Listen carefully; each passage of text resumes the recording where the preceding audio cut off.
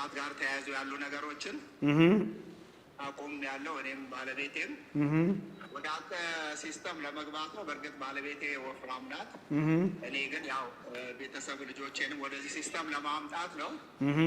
ሌላ ምንም የጤና ኢሹ ያው ስፖርትም ዴሊ ስለምሰራ የለብኝም ሌላ ነገር። ሌላ ጤና ሁሉ ኦኬ ነው። ጉድ በቃ የአንተን መርህ በመከተል ፋሚሊውን ጠቅላላ ወደዚህ ሲስተም እንዲገባ ወደዛ ነው እና ከዛ በፊት ግን አመጋገቤ በቃ ስርዓት አልነበረውም። ያው ስፖርት ቀጥቅጬ ወደ ፍርፍር ነው፣ ስፖርት ቀጥቅጬ ያው ወደ እንጀራ ነው። ግን በቃ 10 ምናምን አመት በጣም በቃ ራሴን በቃ ከንቱ ነበርኩ እያልኩ ነው እያሰብኩ ራሴን እየወቀስኩ ነው።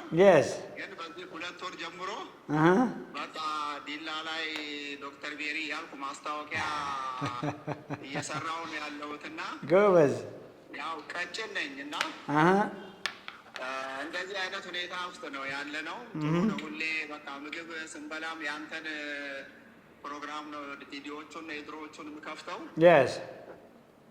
እና እንደዚህ ነው። በቃ ዝም ብዬ ልግባና እንደው ልስማ ብዬ ነው እና ድምፅህን ልስማ ብዬ ነው። እንኳን በሰላም መጣ።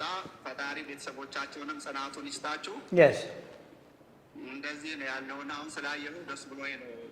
ጎበዝ ምን ለውጥ አየህ? ምግብን ከቀየርክ በኋላ ኢነርጂ ላይ፣ እንቅልፍ ላይ፣ አቋም ላይ፣ ብርታት ላይ ምን ለውጥ አየህ? ምን አስተዋልክ? ትልቅ ነገር ነው ያየሁት። ለምሳሌ በፊት ሰላት ስሰግድ በእጄ ነበር ጎንበስ ብዬ፣ አሁን በጉልበቴ ተንበርክንትን ብዬ ጉልበቴ ላይ ቁጭ ብዬ ነው። እግራችን ደግሞ በሙስሊም እንደዚህ ሲታጠፍ ከኋላ በኩል እቅፍ ማለት ነበረበት። ያኔ ለማጠፍ ስሞክር ያመኝ ነበር። ይሄ አንዱ ለውጥ ነው ብዬ አስባለሁ። ሰውነቴ በጣም ቀሎኛል። በፊትም ቀጭን ነኝ፣ ረጅም ነኝ እና ትልቅ ለውጥ ነው እና በቃ አሁን ደስ እያለኝ ነው ሁሉ ነገር እና ማስታወቂያ ዲላዎች ጠጋ ጠጋ በሉ። ድሮ ዶክተር ቤሪ ዲላም ኖረዋልና ታሪኩን ሲናገር እያልኳቸው እንግዲህ ሆስፒታል ነበር የሰራኸው ድሮ? ምህረት ክሊኒክ የሚባል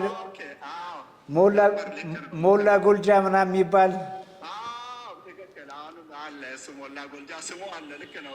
እነዛ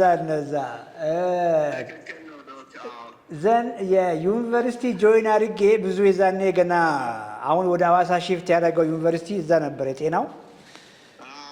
እዛም ጆይን አድርጌ ብዙ አልቆየውም እና ዲላ እንግዲህ ኖር ያለው በጣም ለ2 ዓመት ለ3 ዓመት ኖር ያለው እና በጣም ወዳት እንዳገሬ ማያት ከተማ ናት እና በጣም ደስ ብሎኛል ስለመጣ። ቁልፍ ነገር ያዝ።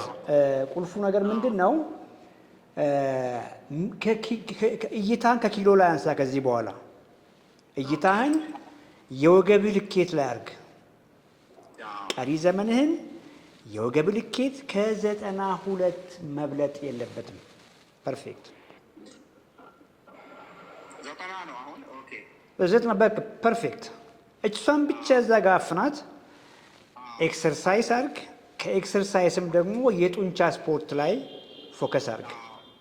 በሳምንት 2-3 ቀን የጡንቻ ስፖርት እሰራለሁ። አሁን የጡንቻ ስፖርት ስራ ፕሮቲን ላይ ኳሊቲ ፕሮቲን ላይ ዲላ ላይ እንግዲህ በስጋ አትታሙም። እስካሁን ድረስ እንኳን አእምሮዬ ውስጥ አለ ዲላ ስጋ። ህዝቡ የሚታወቀው እንግዲህ በስጋ ነውና ስጋ በጣም የሚበላበት ነገር ነው። ካርኒቨረስ በጣም እና ላያቸውም አቋማቸውን ፊዚካላቸውን አላየህም? ምን እንደሚያካክሉ የዲላ ሰዎች እጅግ የሚያምር ተክለ ሰውነት አላቸው። ረዣዥሞች ናቸው አይታቸው ከሆነ